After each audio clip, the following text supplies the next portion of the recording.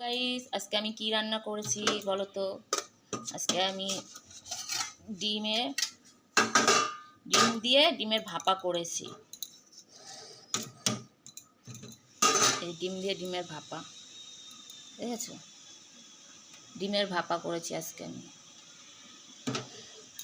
মশলা কী কী দিয়েছি? আদা, রসুন, পেঁয়াজ, টমেটো, ধনে, জিরে, শুকনো লঙ্কা একটু ভেজে নিয়েছি। ভেজে নিলে ভালো হয়, তোমরা ভেজেও করতে পারো, না ভাজলে ভালো হয়, কালারটাও সুন্দর হয় তরকারি। একটু চিনি দিয়েছি হালকা, চিনিটা দিলে কালারটাও ভালো হয়।